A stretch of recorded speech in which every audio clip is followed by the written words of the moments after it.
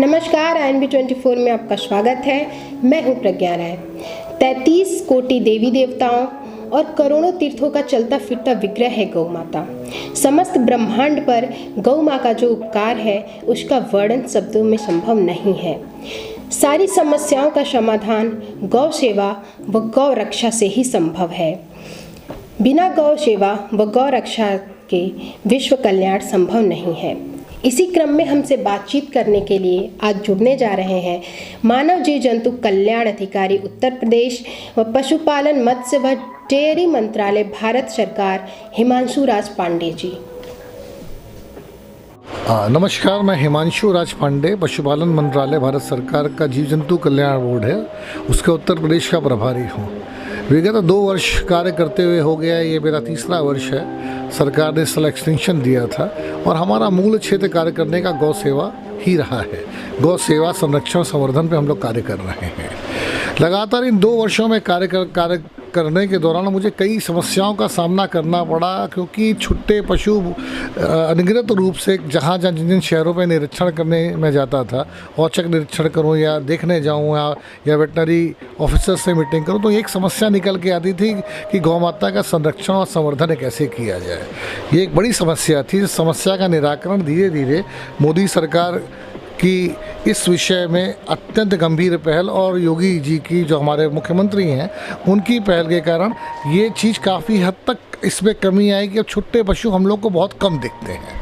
क्योंकि पहले निराश्रित गौवंशों की संख्या बहुत कम थी। अब वही निराश्रित गौवंशों की संख्या जहाँ 17-18 थी, आज 100 से ज़्यादा संख्या जिस क्षेत्र में हम लोग बैठे हैं वाराणसी के इस क्षेत्र के अगल बगल है। तो वहाँ पे एकाएक एक तो फ़ायदा ये हुआ कि पशुओं को एक जगह मिल गया, आश्रय मिल गया जहाँ पे वो रखे जा सकेंगे। सरकार उसके लिए अनुदान भी दे रही है।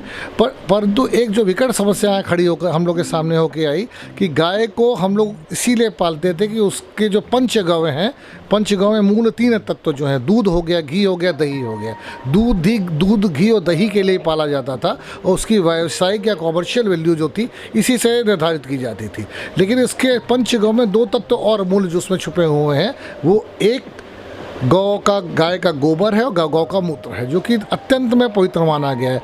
गोबर तो अति में पवित्र माना है। गाँव में तो उसका लेपन भी करते हैं, पूजा पाठ में गोबर गणेश लक्ष्मी जी का बना के उसकी पूजन पाठ भी करते हैं। और दूसरा मूत्र के तो कई हैं। गौ मूत्र का अर्क कई बीमारियों में लड़ने में सहायक, इवन कैंसर तक के रोग उससे ठीक होते रहे हैं। तो इन 2 जो गव्यों को हम लोग छोड़ दिए थे, इन्हीं जो गौमूत्र और गोबर है इसको लेकर के सरकार ज़्यादा संजीदा हो चुकी है, संवेदनशील हो चुकी है। हमारे जो माननीय प्रधानमंत्री हैं मोदी जी का भी अपना संकल्प है और उनका कहना है कि आने वाले 5 वर्षों में जितनी भी गौशालाएं निराश्रित या आश्रित गौवंश हैं उनको उन्हें आत्मनिर्भर बनाना है और आत्मनिर्भर बनाने की दिशा में सरकार कार्य करना चालू करेगी।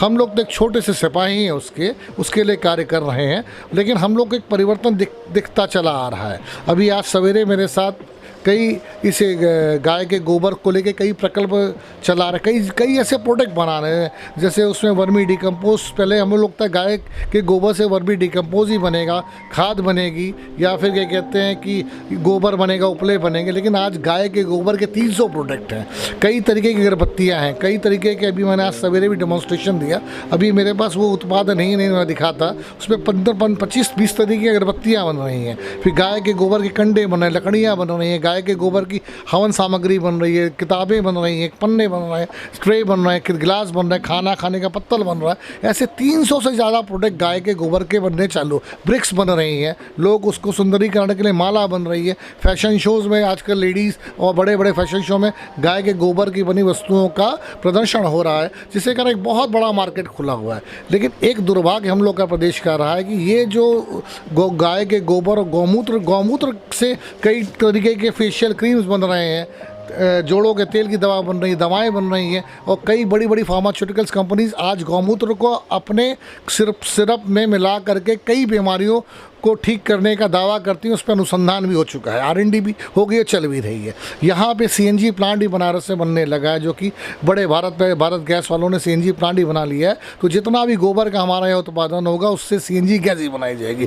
तो एक बहुत बड़ा वृहद प्रकल्प खुलता जा रहा है, जो कि सीमित है आज ये जो हमारा कार्य गौ मूत्र को गौ के गोबर को लेकर के ये राजस्थान में दिल्ली के कुछ क्षेत्रों में, पंजाब में, राजस्थान में और गुजरात में, और थोड़ा बहुत अब दक्षिण भारत में भी काफ़ी लोग सजग हो चुके हैं जो इससे संबंधित लेके कई प्रोडक्ट बना रहे हैं, एक्सपोर्ट कर रहे हैं। एक बड़ा मार्केट क्रिएट होता जा रहा है। तो हमें ये दो मूल तत्व हैं जो निराश्रित गौवंश है, जिनसे मुझे गोबर और गौमूत्र की हम लोग को प्राप्ति हो सकती है, उसका अनुसंधान करना है, उसको प्रोडक्ट लाइन में लाना है, उसके उत्पाद तैयार करने हैं, ताकि उससे एटलीस्ट कम से कम वो गौशाला आत्मनिर्भर हो सके, गौशाला अपना खर्चा उठा सके। तो ये एक मूल सिद्धांत है, एक मूल संकल्प हम लोग का रहा है।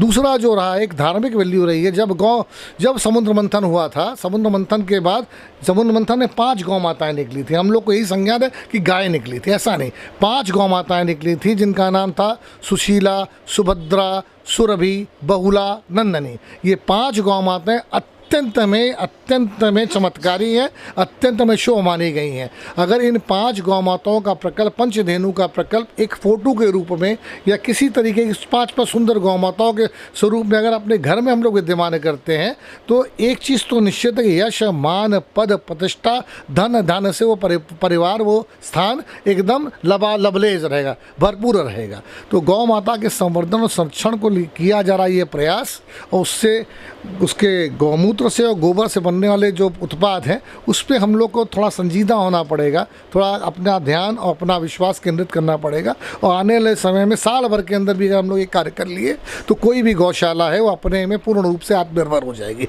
हमें गाय के जो दूध मिल रहा है, घी मिल रहा है, दही पे निर्भर नहीं रहना पड़ेगा। गौमूत्र और गोबर में इतनी शक्ति है, किसी भी प्रकल्प को अपने आप में आत्मनिर्भर बना दे, प्रॉफिट मेकिंग बना दे। इसका एक छोटा सा उदाहरण है कि इस वर्ष काशी में गौ में दीपावली बनी थी, देव दीपावली बनी थी, जिसमें कई लाख दीपक बिक गए। मैंने स्वयं, मेरे मित्र बैठे हैं, जीतू चांडक जी, मोहित छोटे भाई बैठे हैं, सतीश जी उभरते कलाकार हैं, बहुत बड़े संगीतकार गीतकार हैं। इन सबों ने गौ सेवा से, गौ से संबंधित उत्पादों का स्वयं प्रयोग किया था और कई लाख दीपक एक दिन में बिके थे, और एक दीपक की कीमत 4 से 5 रुपए थी। आप सोचिए, एक दिन में गाय के गोबर से बने एक प्रोडक्ट से कई करोड़ का धंधा यहाँ पे जनरेट हो गया। सोचिए, एक विश्वास कहा गया, एक किंवदंती है कि जो गाय की सेवा करता है, पालता है गाय, उसको करोड़पति अरबपति बना देती है। ये इसका एक छोटा सा नज़ारा था जो इस साल ये प्रयोग किया गया, जो अत्यंत में सफल रहा। तो उसके और भी उत्पाद को अगर हम लोग अपनी दैनिक दिनचर्या में प्रयोग में लाएंगे तो निश्चित रूप से एक बहुत बड़े स्तर पर पैराडिम शिफ्ट होने वाला है, परिवर्तन आने वाला है। और इसके लिए सरकार ही पहल कर चुकी है। हमारा जीव जंतु कल्याण बोर्ड, हमारा कामधेनु आयोग भी सतत रात दिन इसमें लेकर के सक्रिय है। हमारे संघ के अजीत जी महापात्रा भाई साहब हैं, हमारे विट्ठल भाई कटारिया जी हैं, हमारे पूर्व चेयरमैन जो SP गुप्ता जी हैं। ये तो दृढ़ संकल्प अपना पूरा जीवन गाय के लिए इन्होंने दे दिया है। तो उसी स्वरूप में हमारे जैसे कार्यकर्ता भी तैयार हुए हैं। हम सब चाहते हैं, मीडिया बंधुओं से भी चाहते हैं कि आप लोग गौ के संरक्षण एवं संवर्धन की मुहिम में जुड़ें और इसको जितना कोशिश कर सके अपने स्तर पे इसका व्यापक प्रचार प्रसार करके एक गौ माता का जो स्थान रहा है उसको वहाँ स्थापित करें।